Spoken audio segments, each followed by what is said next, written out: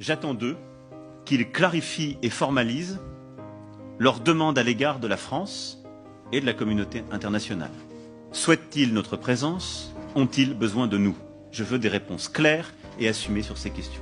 Je ne peux ni ne veux avoir des soldats français sur quelque sol du Sahel que ce soit, alors même que l'ambiguïté persiste à l'égard de mouvements anti-français. Je souhaite que nous puissions organiser une présence internationale plus forte et structurer au Sahel une nouvelle coalition autour de nous, en lien avec nos partenaires européens déjà présents.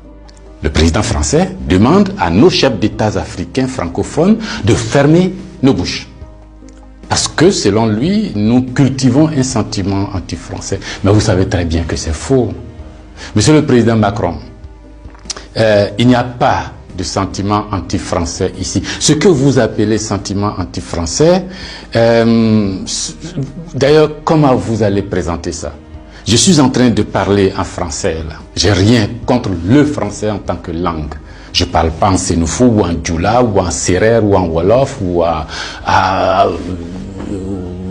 je ne sais quoi, soninké, bambara ou quoi d'autre.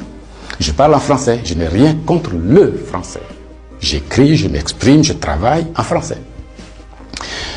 Je n'ai rien contre les Français. Nous n'avons ici en Afrique francophone rien contre les Français. Ils sont nombreux, ils ont des entreprises, ils créent des emplois pour nous, ils payent des impôts. Nous sommes nombreux à travailler avec eux, à travailler pour eux. Ils travaillent souvent pour nous. Nous sommes des amis, nous nous marions, nous vivons ensemble ici comme en France sans aucune animosité. Donc, c'est pas un sentiment contre les Français ou contre le Français.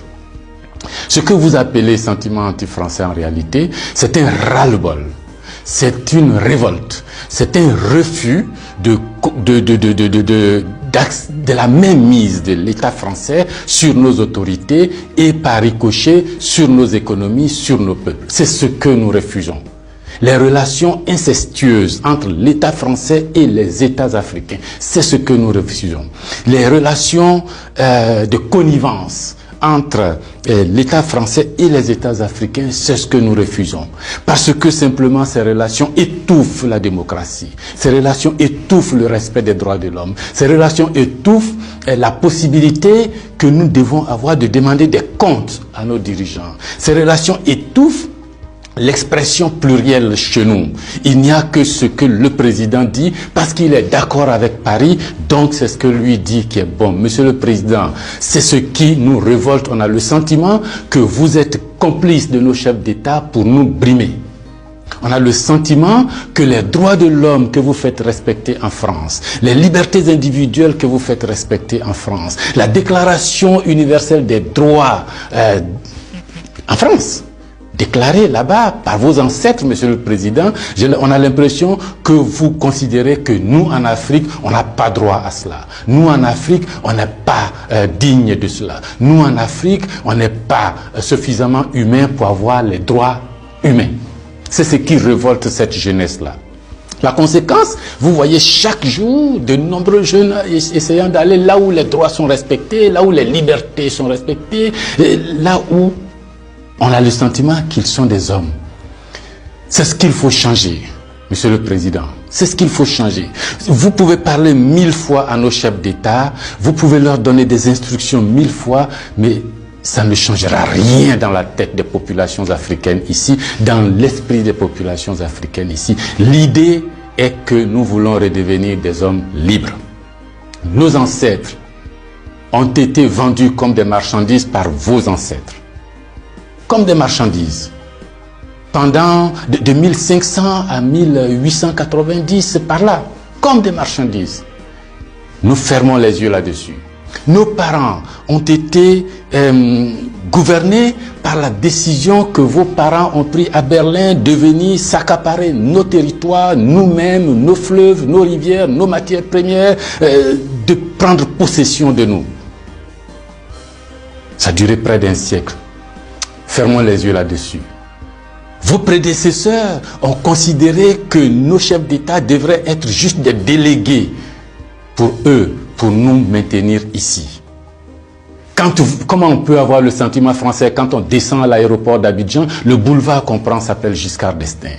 Le pont qu'on emprunte s'appelle De Gaulle. Et la route qu'on utilise pour aller à l'université s'appelle boulevard Mitterrand. Et puis partout, on a Trèche-la-Plaine, Port-Bouët, Binger. Non! Ce que la nouvelle génération veut, ce que nous voulons, c'est l'autodétermination. Que nos chefs d'État nous rendent compte ici, qu'ils ne soient pas obligés d'aller vous rendre compte pour se donner une certaine légitimité, comme Macron est d'accord avec moi, comme Chirac est d'accord avec moi, comme le chef d'État français est d'accord avec moi. Donc ici, vous allez faire ce que je dis parce que sinon vous allez avoir des problèmes. Monsieur le Président, tant que ça durera comme ça, les gens ici auront le sentiment que l'État français est complice de leur brimade, de leur pauvreté, de leur chômage. C'est ce que nous voulons changer. C'est ce que nous voulons changer. Renvoyer Kako Noboko, renvoyer Kémy Séba, renvoyer Nathalie Yamb, contester les propos de Salif Keïta ou je ne sais qui d'autre, ça ne changera rien. C'est dans la tête de chacun. Chacun de nous, les gens, ces idées-là ont imbibé notre esprit maintenant. Le désir de liberté, vous devez connaître ça. Vos ancêtres se sont battus pour avoir cette liberté. On fait plusieurs guerres pour jouir de cette liberté. Ce que nous voulons, c'est ça. Liberté de commerce, liberté de nous organiser, nous autodéterminer, faire ce qui est bon pour nous, sans nuire à vos intérêts. Mais ça ne vous dit pas de venir nous imposer vos intérêts. Si vous pensez, chers auditeurs, que ce message vaut la peine d'être diffusé et que nous soyons nombreux à nous l'approprier, sans animosité, sans bestialité, mais avec fermeté et conviction, il faut liker, il faut partager. Parce que c'est l'Afrique de demain qui se joue là. Nous ne voulons plus être des marchandises, nous ne voulons plus être sous la tutelle de quelqu'un, nous voulons redevenir des hommes libres.